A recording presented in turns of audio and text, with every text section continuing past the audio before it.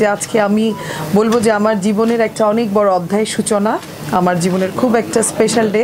সেই দিনে আপনারা সবাই আমার সাথে আছেন, আজকে এখানে যারা আছে তাদের সবার প্রতি আমার ধন্যবাদ এবং কৃতজ্ঞতা। আমার বাবার কথা যদি আমি বলি, তাহলে আমার গাড়িটা যখন সিটি কর্পোরেশনে গেট দিয়ে ঢুকছিল, তখনই আমার সবচেয়ে প্রথম মনে হচ্ছিল যে আমি খুব ছোটো বয়সে আমার বাবার হাত ধরে এখানে কুমিল্লা পৌরসভায় আসতাম। সামনে একটা অনেক বড় বাগান ছিল, সেখান থেকে আমি কিছু ফুল নিতাম, আমার বাবার পাশের টেবিলে বসে কাগজে আঁকাআঁকি করতাম। এখন আজকে সেই স্মৃতিগুলো আসলে অনেক বেশি বেশি মনে পড়ছে।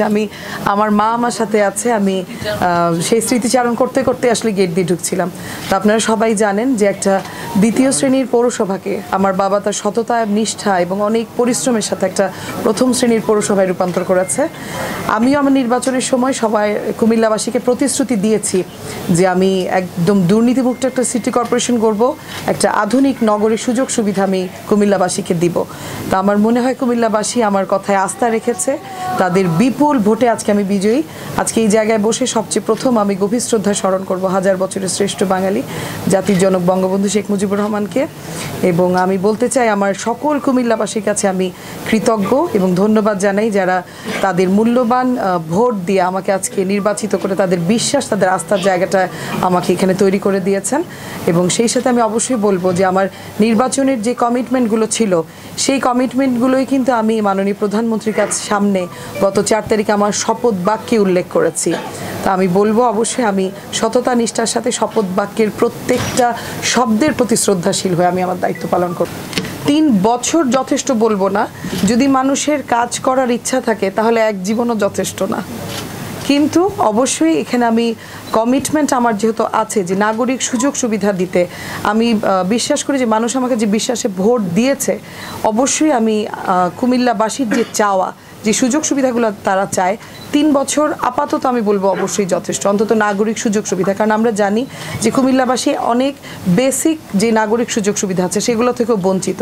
তো আমি বিশ্বাস করি যে আমার মেধা, যোগ্যতা এবং পরিশ্রম সেই জায়গাটাতে কুমিল্লাকে পৌঁছতে পারবে ইনশাল্লাহ। এই দুটো প্রশ্ন। নগরবাসীর প্রতি আমার প্রত্যাশা যদি বলি, যখন আমি প্রত্যাশা করেছিলাম নগরবাসী আমাকে ভোট দিবে, নগরবাসী তাদের মূল্যবান ভোটে আমাকে বিজয়ী করেছে। আমার প্রত্যাশা ছিল ভোট। এখন আমি একটা মেয়রের চেয়ার থেকে একজন নগরবাসীর চেয়ারে বসে সিটি কর্পোরেশনকে দেখতে চাবো যে আমি কুমিল্লারই মেয়ে, আমি নিজেও কুমিল্লাতে থাকি, আমি একজন নাগরিক হিসেবে কী কী সুবিধা চাই। তো সেই ক্ষেত্রে যদি বলেন যে আমার পরিকল্পনা কি, আমি বলবো যে আমাদের অনেকগুলো কাজই এখনও বাকি, সেখানে দীর্ঘমেয়াদী এবং স্বল্পমেয়াদী পরিকল্পনার মাধ্যমে আমাদেরকে আগাতে হবে। তো সেই ক্ষেত্রে অবশ্যই যদি প্রথম প্রায়োরিটি পায়, তাহলে আমি যানজটের সমস্যাটাকে সবচেয়ে বেশি গুরুত্ব দিব। কারণ আমি যখন মানুষের কাছে গিয়েছি, মানুষ এই সমস্যাটার কথাই আমাকে বারবার উল্লেখ করেছে। অন্যান্য সমস্যার চাইতে এই যানজটটা আসলে এখন আমাদের জনজীবনে সবচাইতে বেশি অবস্ট্রাকশন বলে আমি মনে করি। তো আমি অবশ্যই সেটাকে প্রায়োরিটি দিয়ে কাজ করব।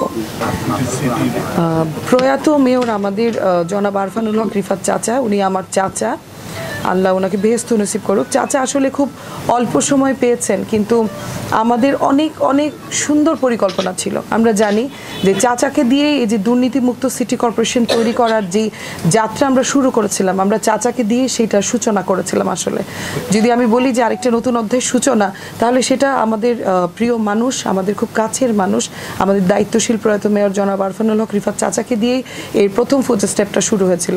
তো আজকের দিনে আমি অবশ্যই গভীর শ্রদ্ধায় চাচাকে স্মরণ করতে চাই এবং আমি ওনার আত্মার মাগফিরাত কামনা করি।